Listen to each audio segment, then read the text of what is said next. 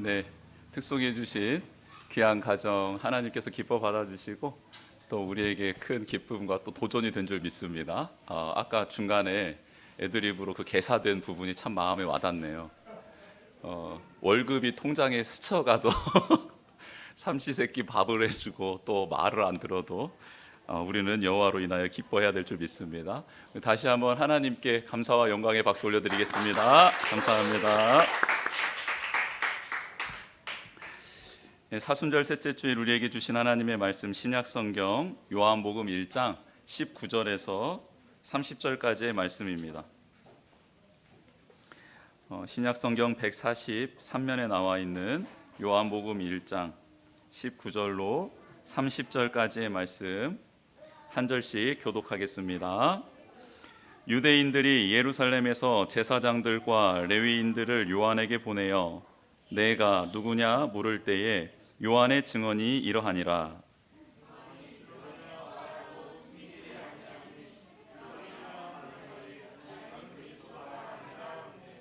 또 묻되 그러면 누구냐? 내가 엘리야냐? 이르되 나는 아니라. 또 묻되 내가 그 선지자냐? 대답하되 아니라.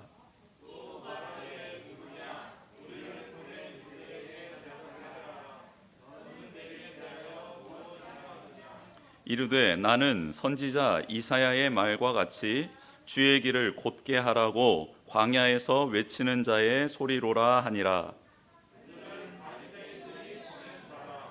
또 물어 이르되 내가 만일 그리스도도 아니요 엘리야도 아니요 그 선지자도 아닐진데 어찌하여 세례를 베푸느냐.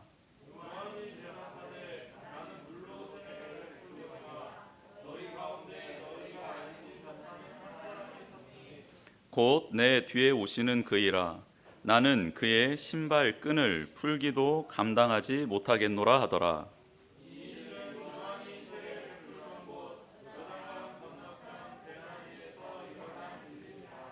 이튿날 요한이 예수께서 자기에게 나아오심을 보고 이르되 보라 세상 죄를 지고 가는 하나님의 어린 양이로다.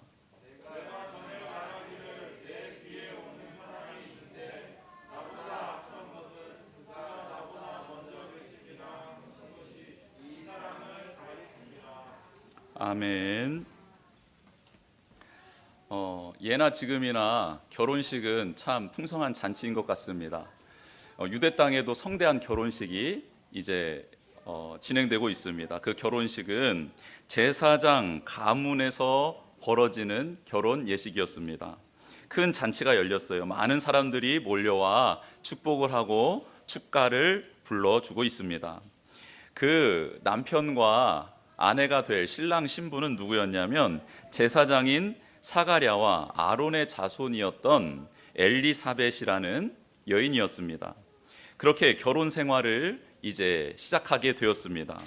이 둘은 하나님께서 인정하는 의인들이었습니다. 얼마나 복된 가정이었겠습니까? 창조주 되시며 구원자 되신 하나님, 그 하나님의 모든 계명을 소중하게 여기고 그 계명을 따라 살기 위해 노력했던 커플이 부부가 바로 이 사가랴와 엘리사벳이었습니다. 규례도 체크해가며 꼼꼼히 지켜갔습니다. 절기도 물론이고 하나님 앞에 예배드릴 때 예물을 고르는 것부터 가서 하나님 앞에 죄를 고백하는 일, 또 하나님의 은혜를 입는 일, 그 모든 것들을 사모하는 마음으로 준비를 하고 그렇게 하나님 앞에 나아갔습니다. 주변에 있는 사람들이 그들을 지켜보는 게 기쁨이었어요. 너무 하나님 아버지 앞에 바로 서고 하나님 앞에 충성되고 있는 그 두 사람을 볼 때마다 입가에 미소가 번지는 겁니다. 그리고 난 다음 그 가정이 얼마나 잘 될까 이렇게 눈여겨보며 그렇게 기대하는 마음으로 그 가정을 지켜보고 있었습니다. 그런데 한 달, 두 달, 또 한 해, 두 해가 지나가는데 사람들이 그 가정을 보며 걱정하는 거예요. 왜냐하면 아이가 생기지 않는 겁니다. 제일 처음에는 뭐 일이 있겠지 하고 넘어갔는데 그 다음에는 묻기 시작합니다. 이번 달에는 무슨 소식이 있어요? 좋은 소식이 있어요? 이렇게 묻기 시작합니다. 한두 번이지 그것을 계속 듣다 보니 두 사람은 스트레스를 받는 거예요. 그래서 솔직하게 터놓고 말을 합니다. 기도를 좀 해주십시오. 저희에게 아이가 생기지 않습니다. 주변에 있는 믿음의 동역자들 제사장이었으니 그 주변에 있는 사람들도 다 제사장이었고, 아론의 자손이었던 엘리사벳, 그 주변에 있는 사람들이 다 레위 지파였고 하나님 앞에 온전히 서기 위한 동료들 아니었겠습니까? 그렇게 기도 제목도 부탁하고 또 같이 기도도 하고 하나님 앞에 변함없이 신실함으로 섬기고 있는 이 두 사람, 애가 생겼을까요? 안 생겼을까요? 안 생기는 겁니다. 여러분, 성경의 신비가 여기에 담겨져 있습니다. 하나님께서 인정하는 의인이에요. 또 하나님을 최선을 다하여 사랑하며 섬기는 사람들입니다. 많은 사람들에게 관심의 대상, 기쁨의 대상이기도 했습니다. 그런데 생명이 그 가정에 잉태되지 않는 겁니다. 하나님께서는 때로 하나님의 사람들을 준비시켜 나갈 때 이런 방법을 쓰시는 것 같습니다. 아브라함에게 이삭을 주실 때도 그랬고, 이삭에게 야곱과 또 에서를 줄 때에도 그랬습니다.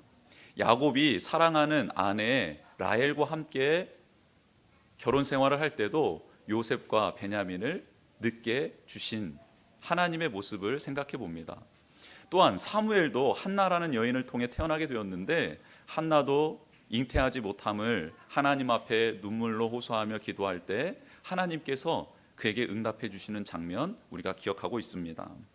제사장이었던 사가랴도 동일한 문제가 있었습니다. 하나님 앞에 기도를 하고 하나님 앞에 정결한 모습으로 나아가지만 그에게는 자녀가 생기지 않았습니다. 하나님을 원망도 하고 서운해 하는 모습이 보임직도 한데, 그러나 성경 어디에도 사가랴와 엘리사벳이 하나님 앞에 원망했다, 불평했다, 혹은 하소연했다라는 내용이 나와 있지 않습니다. 계속해서 그 부분은 그렇게 하시든 그렇게 하지 않으시든 신실하게 믿음을 지켜가며 자신의 길을 걸어가고 있었습니다. 그러던 어느 날이었습니다. 두 사람의 나이가 이제 한참은 들어 많은 나이를 먹었을 때 일어난 일입니다. 사가랴가 제사장의 직분으로서 성전에 나아가 예배를 드릴 때 제사장들은 각자 파트가 있었거든요. 그 중에 제비뽑기를 해서 분향단, 즉 성소에 들어갈 수 있는 사람이 당첨이 됩니다. 그런데 그때 사가랴가 분향을 할 수 있는 순번으로 당첨이 된 겁니다. 나이 많은 사가랴가 하나님 앞에 예배를 드리고 분향하기 위하여 성소로 들어갑니다. 그런데 성소에서 난생 처음 보는 사람을 만나는 거예요. 그런 형체를 만나는 겁니다. 그는 바로 가브리엘 천사였습니다. 가브리엘 천사가 사가랴에게 말을 합니다. 내가 너의 기도를 듣고 있었다. 내가 너희 부부의 삶을 보고 있었다. 그래서 하나님께서 내게 너희들에게 좋은 소식을 전하라 나를 보내주셨다. 그것을 내가 알려주마 하며 말을 합니다.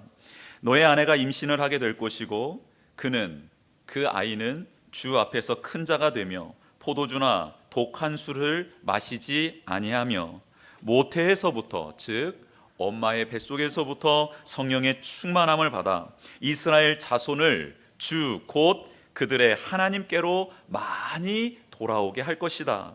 또 엘리야의 심령과 능력으로 주 앞에 먼저 와서 아버지의 마음을 자식에게 거스르는 자들의 의인을 슬기에 들어오게 하며 주를 위하여 세운 백성들을 준비하는 일을 감당하게 될 것이다 라고 축복의 말씀, 기쁨의 소식을 전해줍니다. 그런데 사가랴가 그 천사의 말에 이렇게 대꾸합니다.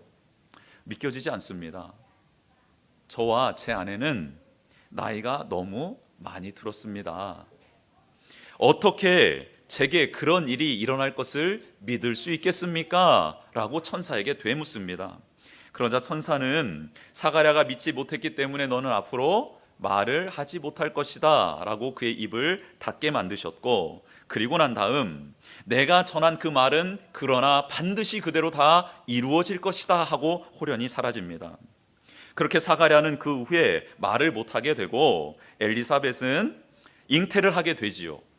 엘리사벳이 산딸이 되어서 출산을 하고 난 지 8일 만에 이제 그 아이를 할례를 하려고 할 때 사람들이 그 아버지의 이름인 사가랴를 따라 이름을 사가랴로 짓자라고 제안을 합니다. 그러자 엘리사벳이 절대 안 된다.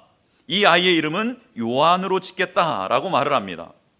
조상 중에, 너희들 가문의 조상 중에 요한이란 이름이 없는데 왜 요한으로 지으려고 하니, 왜 고집을 피우니 하면서 말을 못하고 있던 아버지 사가랴에게 석판을 들고 가서 어떻게 하면 좋겠나? 너의 아이의 이름을 한번 적어봐라 라고 했을 때 사가랴가 성소에 들어가서 만났던 천사 가브리엘이 앞으로 그 아이가 태어나면 요한이라 이름을 하라라는 기억을 하고 그 석판에 요한이라는 이름을 적게 됩니다. 사람들은 놀라고요. 그때 사가랴의 닫혔던 입이 열리게 됩니다. 기적을 체험하지요. 여러분, 말문이 열린 것과 동시에 사가랴에게 성령의 기름 부으심이 충만히 임해서 태어난 아이를 위해 축복의 예언을 하는 장면이 나옵니다. 그 중에 1대목을 읽어드립니다. 우리가 원수의 손에서 건지심을 받고 종신토록 주의 앞에서 성결과 의로 두려움이 없이 섬기게 하리라 하셨도다.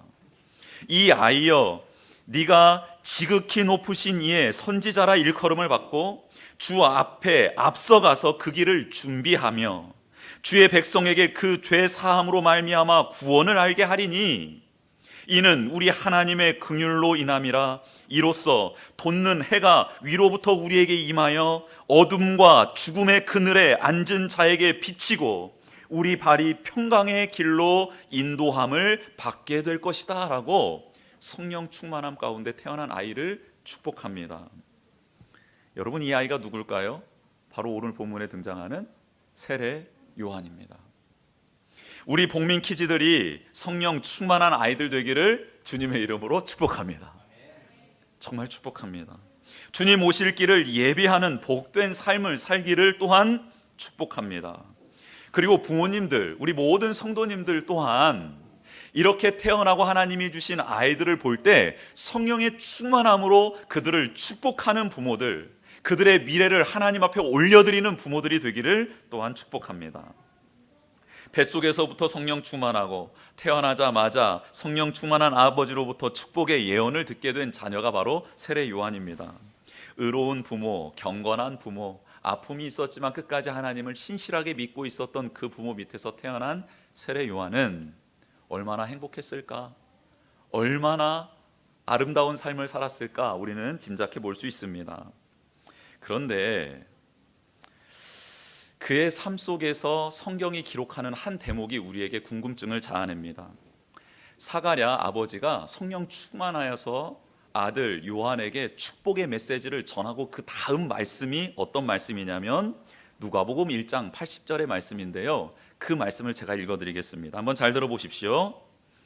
성경이 요한을 증거하는 내용입니다. 아이가 자라며 심령이 강하여지며 이스라엘에게 나타나는 날까지 빈들에 있으니라. 아멘.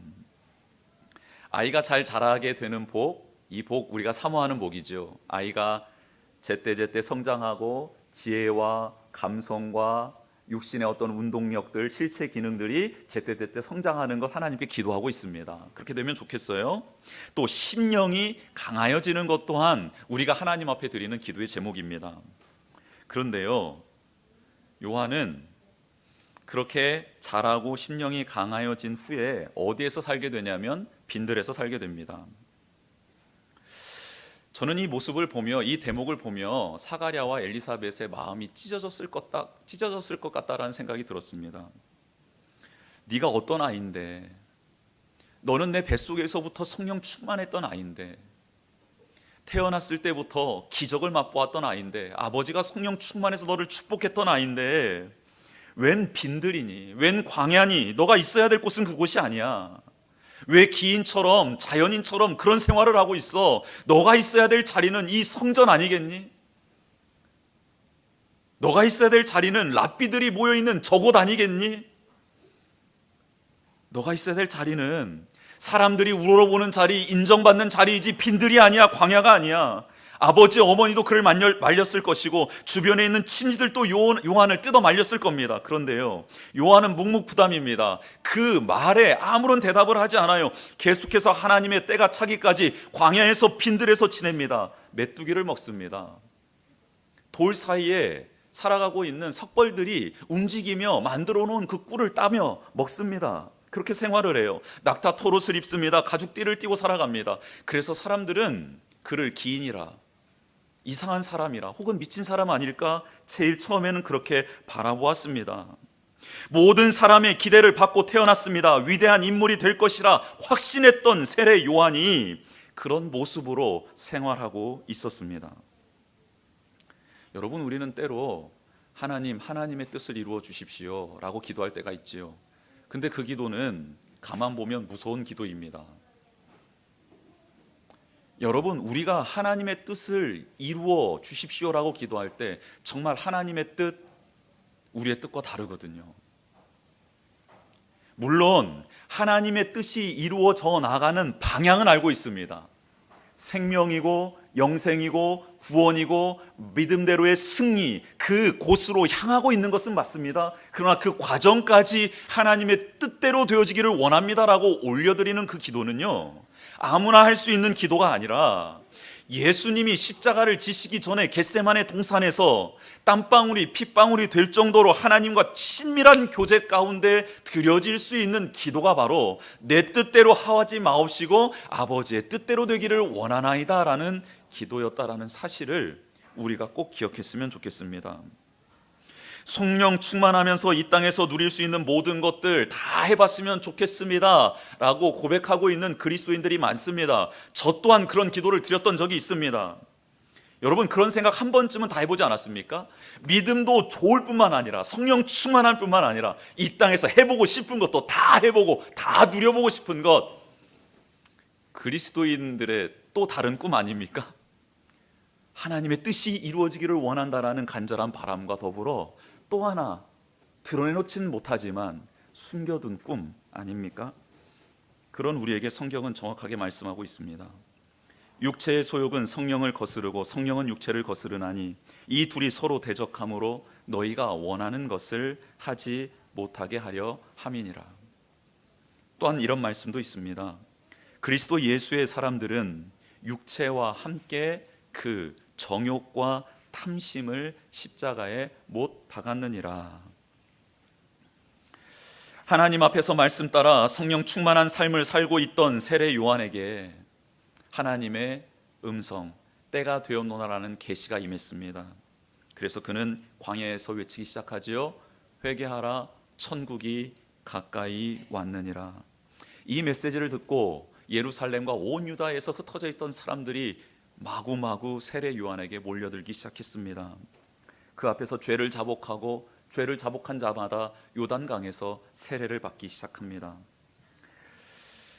바리새인들과 사두개인들도 궁금해서 찾아오긴 했습니다. 그들에게 세례 요한이 말하지요. 독사의 자식들아, 임박한 진노를 피할 수 있다라고 여기느냐? 너희들도 회개해라. 회개 합당한 열매를 맺어라. 그러면 하나님이 너희들을 긍휼히 여겨주실 것이다라고 그렇게 회개를 촉구합니다. 많은 이들이 세례 요한의 등장을 보고 구약의 예언들이 떠올랐습니다.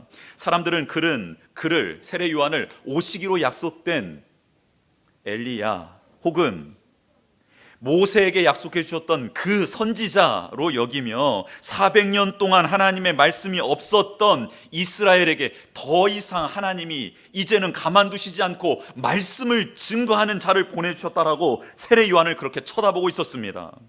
그런데요, 세례 요한은 세례 요한의 사역, 그 사역을 절대 드러내놓지 않았습니다. 특별히 오늘 요한복음은 사도 요한은 세례 요한의 사역에 대해서 일체 언급하지 않고 오직 요한복음을 통해서 예수 그리스도가 메시아 되시고 하나님 되심을 드러내놓고 있습니다. 사내들인 공회에서 파송된 사람이 오늘 세례 요한에게 와서 이런 질문을 하지요. 야, 너 도대체 누구냐? 라는 질문을 합니다. 여러분, 참 신기한 것은 이 제사장과 파송받은 사람들 있지 않습니까? 레위인들, 이 사람들이 스스로 궁금해서 나온 게 아니고 자신들의 상관이 시켜서 와서 세례 요한에게 물어보고 있다라는 장면입니다. 당시 로마의 압제 상황에서 유대인들은 해방을 갈망하고 있었습니다. 지쳐서 이제는 더 이상 못 견디겠다. 메시아, 다윗과 같은 왕이 와서 메시아가 와서 우리를 구원해 줬으면 좋겠다라고 메시아 갈망하는 사상이 극대화돼 있었습니다. 그렇다면 하나님의 말씀을 알고 있었던 종교 지도자들, 즉 제사장들과 레위인들은 어떤 광야에서 외치는 자의 소리가 있는데 그 소리가 마치 메시아의 음성과 같더라라는 소문을 들었을 겁니다. 그러면 본인들이 궁금해서 달려왔어야 합니다. 그런데요, 당시 종교 지도자들은 궁금해하지 않았습니다. 왜냐하면 자신의 자리를 이미 넉넉하게 유지할 수 있었고 편안한 생활이 보장되어 있었기 때문입니다. 그래서 메시아에 대한 갈망의 모습도 없었고요, 하나님의 뜻이 어떻게 이루어질지에 대한 기다림도 없었던 겁니다. 그런데 상관이 시키는 거예요. 야, 광야에서 무슨 이상한 일들이 일어나고 있단다, 가서 조사해봐. 투덜투덜거리면서 온 겁니다. 그래서 성경은 이렇게 말씀하고 있어요. 19절입니다. 유대인들이 예루살렘에서 제사장들과 레위인들을 요한에게 보내어 내가 누구냐 물을 때에 요한의 증언이 이러하니라 와서 묻는 거예요. 묻는데 정확한 대답이 나오지 않자 그들은 또 이렇게 말을 합니다. 24절입니다. 그들은 바리새인들이 보낸 자라. 25절, 또 물어 이르되 내가 만일 그리스도도 아니요 엘리야도 아니요 그 선지자도 아니진데 어찌하여 세례를 베푸느냐라고 또 묻습니다. 왜요? 계속 묻는 이유가 뭡니까? 궁금해서가 아닙니다. 상관에게 보고해야 될 말이 주어져야 되는데 그 말이 주어지지 않자 계속 묻는 겁니다. 여러분, 우리는 정말 하나님의 말씀 그리고 하나님의 뜻이 궁금한 겁니까? 아니면 나의 미래가 궁금해서 하나님의 말씀을 보는 겁니까? 당시 종교 지도자들은 하나님의 말씀을 보는 이유가 하나님의 뜻이 무엇인지, 그 뜻이 어떻게 이루어질 것인지에 대한 궁금함이 아니라 먹고 살기 위해서, 자기의 자리를 유지하기 위해서 그렇게 하나님의 말씀을 상고했다라고 성경은 기록하고 있는 겁니다. 여러분, 서글픈 일입니다. 큰 문제입니다. 아무튼 이들의 모습을 통해 우리의 모습을 한번 돌아봤으면 좋겠고요. 그러나 원하는 대답이 나오지 않자 계속해서 요한에게 묻지요. 너는 도대체 누구냐라고 묻습니다. 이때 첫 번째, 광야에서 외치는 자의 소리가 들리지요. 그 내용은 무엇입니까? 나는 그리스도가 아니라 라고 선포합니다. 첫 번째, 광야에서 외치는 소리입니다. 나는 그리스도가 아니라. 여러분, 이 말씀이 주는 교훈 우리에게 바로 새겨야 될 것입니다. 요한은 당시 인기가 많았던 사람입니다. 그를 메시아로 바라보고 있었던 사람들이 참으로 많았습니다. 존경의 대상이었고 추종의 대상이 바로 세례 요한이었습니다. 그의 말은, 그의 손은 예수 그리스도를 가리키고 있었지만 많은 사람들은 그의 손을 받고 그를 갈망하고 있었습니다. 이때 세례 요한은 네가 누구냐라는 질문에 옹알이 하듯이 이렇게 말했을 수도 있었을 겁니다. 예, 저는 그리스도는 아닙니다. 이렇게 마치 정답은 말하지만 그게 들리지 않도록, 예, 저는 그리스도는 아닙니다. 뭐라고요? 아니, 아니라고요. 그러면서 몰려든 그 인기, 그 명예를 누릴 수도 있었을 겁니다. 이제 광야 생활을 정리하고 나도 도시로 들어가자, 이런 누추한 광야에서의, 빈들에서의 숙식 이제 그만 정리하고 예루살렘에 들어가, 또 베들레헴에 가서 맛있는 음식 먹고 떡 먹고 그렇게 누렸으면 좋겠다라고 상황 정리했을 수도 있지 않았겠습니까? 그런데요, 놀라운 사실, 세례 요한은 자기가 그렇게 연약한 자라는 것을 깨달았던 거예요. 성령의 충만함이라는 것은 무엇입니까? 자기가 누구인지를 깨닫는 거예요. 자기가 얼마나 연약한 자인지를 깨닫는 겁니다. 그래서 세례 요한은 성령에 충만했을 때부터 예수 그리스도의 오실 길을 예비하고 그 사명을 감당하기 위해서 빈들의 생활에 익숙해질 정도로 어떤 인기와 어떤 명예, 어떤 권력을 누리게 되는 상황 속에서도 빈들을 떠나지 않기 위해 그는 빈들을 찾아 들어간 것이었습니다. 그러고 좋은 생활, 세례 요한이라고 좋은 집, 좋은 생활, 맛있는 음식 먹고 싶지 않았겠습니까? 부모님들의 권유, 친지들의 권유, 거기에 못 이기는 그렇게 그의 삶을 내어 맡기고 싶지 않았겠습니까? 근데 그는 알고 있었던 거예요. 자신이 어떤 길을 걸어야 될지 뱃속에서부터 성령 충만했던 그는 알고 있었던 겁니다. 만약 자신이 광야에서 빈들에서 외치는 자의 소리에 이 사명을 감당하지 못하게 되면 예수 그리스도의 오실 길, 그 길을 예배할 수 없다라는 것 그는 알고 어렸을 적부터 빈들의 생활에 익숙해졌고 어렸을 적부터 광야의 생활에 익숙해져 있었고, 그래서 어떤 상황과 어떤 환경의 변화 속에서도 그 길을 묵묵히 걸어갈 수 있도록 믿음을, 성령 충만함을 잃지 않기 위해서 그는 몸부림치고 있었던 겁니다. 사랑하는 성도 여러분, 우리는 정체성을 말할 때 나는 누구누구입니다 라고 말하는 것, 이것도 정체성을 말하는 것 한 방법이 맞습니다. 그러나 그것과 동시에 더 중요한 거 뭔지 아십니까? 나는 누구누구가 아니다, 나는 이것을 못한다 라는 정확한 고백이 또한 자신의 정체성을 확립시켜주는 것이다 라는 것 잊지 않았으면 좋겠습니다. 사탄은요 계속 우리에게 말합니다. 아니야, 너 할 수 있어, 너 할 수 있어, 너 제대로 할 수 있어. 여러분, 그때마다 우리는 말해야 합니다. 아니, 나는 못해. 그러나 하나님 안에서는 할 수 있어 라고 말해야 합니다. 여러분, 이거 아무 말도 아닌 것 같아요. 그거 뭐 앞뒤말 조금씩 바꾸는 것 아닙니까? 예, 그렇게 말할 수 있습니다. 그런데요, 내가 할 수 있어가 아니라 하나님 안에서 내가 할 수 있어라는 고백은요 그렇게 쉽게 나오지 않습니다. 그리고 이것을 되뇌이거나 훈련하지 않으면 나올 수 없는 말입니다. 여러분, 축복합니다. 우리는 그리스도가 아닙니다. 그리스도 안에 있을 때에 우리는 우리다워질 수 있습니다. 여러분, 이 사실을 잊지 않고 나아가는 귀한 성도님들 되기를 주님의 이름으로 축복합니다. 두 번째 세례 요한이 외쳤던 말은 주의 길을 곧게 하라고 광야에서 외치는 자의 소리로라 라고 외칩니다. 주의 길을 곧게 하는 자, 광야에 외치는 자의 소리, 이렇게 말하고 있습니다. 여러분, 주의 길을 곧게 하라고 광야에서 외치는 자의 소리라는 것은 이사야 선지자가 바벨론의 포로로 갔던 이스라엘 백성들이 이제 하나님이 약속한 땅으로 다시 돌아오게 될 것을 예언하며 말씀하셨던 이사야 40장에 나와 있는 말씀입니다. 돌아오는 그 길이 광야의 길이기 때문에 그 길을 평탄하게 하고 곧게 하는 하나님의 능력이 있어야지만 그들은 돌아올 수 있는 것이었죠. 노예 생활에서, 포로 생활에서 해방되는 것, 이것은 구원을 의미하는 것입니다. 즉 예수님께서 오셔서 우리를 구원해 주실 것, 우리를 하나님의 자녀로 회복시켜 주실 것을, 그것을 알려주고 준비하는 자가 바로 세례 요한이었습니다. 자꾸 사람들은 와서 세례 요한에게 너는 누구냐라고 물어요. 너 그러면 엘리야니? 너 모세에게 하나님이 예언해 주셨던 그 선지자니?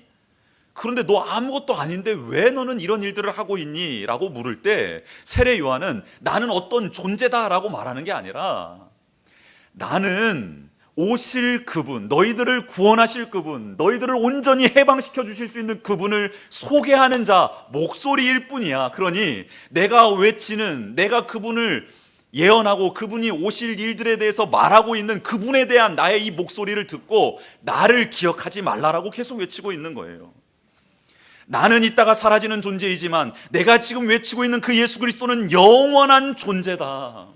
나는 물로 세례를 주어서 너희들의 죄를 깨닫게 하고 너희들이 죄가 무엇인지를 드러내 줄 수 있는 존재이지만 그분은 오셔서 너희들에게 불로 세례를 주시는, 성령으로 세례를 주시는 분이어서 너희들의 죄를 도말해 주시는 분, 죄를 짓지 않을 수 있도록 도와주시는 분, 죄를 멀리할 수 있도록 선포할 수 있도록 너희들에게 하나님의 영으로 충만히 채워주시는 분, 나와는 본질적으로 다른 분이다 라고 세례 요한이 지금 말하고 있는 것입니다. 나는 예수님의 신발끈을 푸는 종의 역할도 감당하기 힘든 존재야.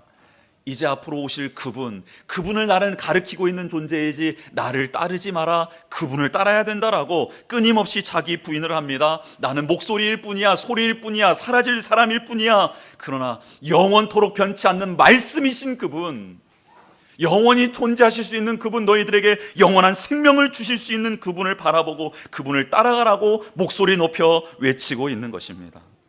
여러분, 자기 분수를 알고 그릇을 아는 자, 그런 자가 되어야 합니다.